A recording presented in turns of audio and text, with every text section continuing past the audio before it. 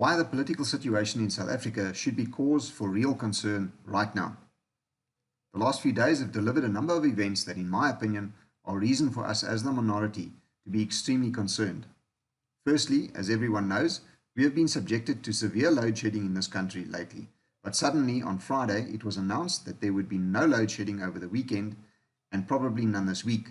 To me, coming from a technical background, specifically the electrical business, there is no sudden cure to the kind of problems Eskom has been facing, yet they can go from a severely restricted output to full output overnight.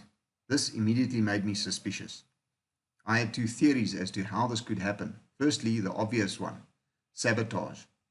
It explains a lot and is plausible, or rather it is a plausible explanation under the circumstances. Secondly, I suspect that they had not fixed anything suddenly, but had rather somehow acquired a large supply of diesel to power their diesel turbines. Although sabotage can never be totally ignored, the diesel explanation was confirmed to me yesterday when I went to the filling station to put in diesel.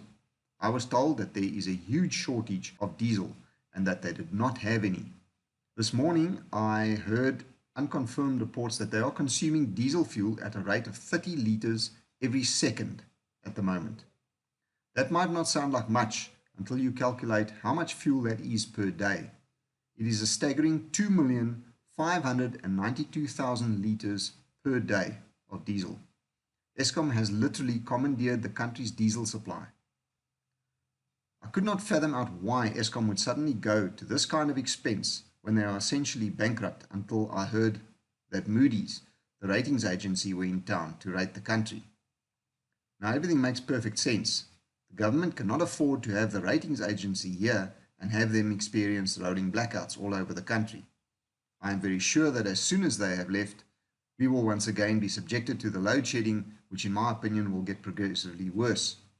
There is no way that Eskom could possibly sustain the current expense of having to constantly buy millions and millions of liters of diesel. It is just not possible. Okay, that was just my take on what is to come shortly as far as our power supply and Eskom goes. Now we get to events this week so far that give me reason to be very, very concerned.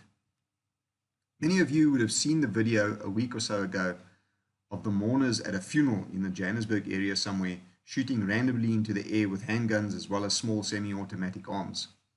In that video, there are no police to be seen, and that is why I assumed they just did what they wanted without worrying about being arrested or the consequences thereof. However, yesterday, there was apparently some kind of black cult or religious ceremony that took place in the Bruma Lake area. I'm sure that you would have seen the video by now on social media, but I will cut it into this recording now and carry on with my recording afterwards. Try to see what is wrong in this video besides the obvious.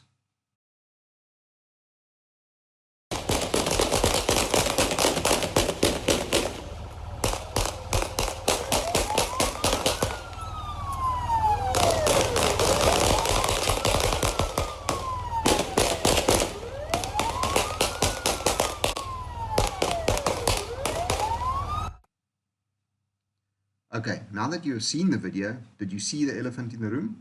Not? Let me point it out to you. If you rewind the video a bit, you will have seen a Johannesburg Metro police vehicle standing there. Although I have not counted the number of shots fired, there must have been around 30 to 40. My question is, where did all those bullets come down? If they were fired into the air, they must have come down somewhere. There have been a number of cases reported in history where someone is killed far, far away from where a bullet was shot into the air. I remember seeing a case where a bullet came through a house's roof and killed a man in his bed while he slept. The trajectory of the bullet was traced and eventually the point where the bullet was fired. It was literally a couple of kilometers away from where the man was killed, if my memory serves me correctly. The distance is not important now, but the fact that there were multiple bullets fired into the air in front of the police who did absolutely nothing to stop them. By the way, in another video, a number of police vans can also be seen standing watching and doing absolutely nothing about it. The mere fact that the police are witnessing a criminal act in full view of the public that could potentially get someone killed and then still do absolutely nothing to even attempt to stop the crime. This to me is a huge warning sign. This indicates that the police are now willing to stand on the sidelines and watch crimes being committed without doing anything about it. One can't help wondering what would have happened if the people firing those guns were protesting white people. This can only be seen as a sign of where we are heading in this country. Not very encouraging at all, and a cause for real concern. Another occurrence was that yesterday, the South African Human Rights Commission declared that the utterings of Julius Malema, such as the singing of the song "Kill the Boer, Kill the Farmer," and his statement that he is not calling for the slaughter of whites, at least for now, are not hate speech. This is a blatant and once again public disregard for the law. It is now absolutely acceptable for a moronic politician to stand up in public and literally tell his brainless moron followers to go and kill white people. This is basically the same thing as the police standing watching those idiots firing shots into the air and doing absolutely nothing about it. This is extremely concerning and a reason for us to view it in an extremely serious light. Yesterday evening and into the night, every entry and exit to Vanderbijl Park was blocked off by protesting taxis. There was no way to get either into or out of the area without literally bulldozing a way through. Although things stayed reasonably peaceful, this has to be seen in a very serious light. It could just as easily have been an extremely violent protest. It was initiated while most people were at work in the day, and those that do not work in Vanderbijl Park were cut off from returning home to their families. I have an audio recording of a man who was stuck outside the town and was not able to get to his wife and children. What do you think goes through a person's mind in a situation like that? This is what we are facing should we continue on the path we are on currently. There's one other event that happened last night that so far is inexplicable and a little worrying for some. The Suidlanders, the oldest civil protection group in the country, raised their alertness level to orange, which means that their members are on a 3-hour notice. What this means is that if the signal is given, their members will have 3 hours to react and carry out their predetermined plans for evacuation or withdrawal. There's still no indication why they did this, but I am sure they will issue a statement of explanation soon. It should be noted that the Suidlanders have created a number of false alarms in the past, and not too much notice should be given to this until they can supply more information that can explain their decision to raise their awareness levels so suddenly without any warning.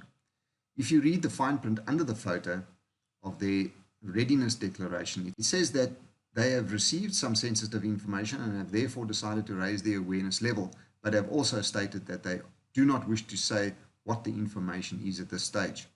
I also have unconfirmed reports of SANDF, military rattle and other vehicles that have been deployed in the area of the border between South Africa and Botswana to prevent people from fleeing from South Africa to our neighboring countries. So we now have a system that clearly, blatantly and quite openly condones criminal activity even when it is witnessed in public for everyone to see. We have a law system that now blatantly will send a white person to prison for 3 years because they use the racial slur. But someone who literally tells others to go out and kill whites is ordered to apologize without any further action taken.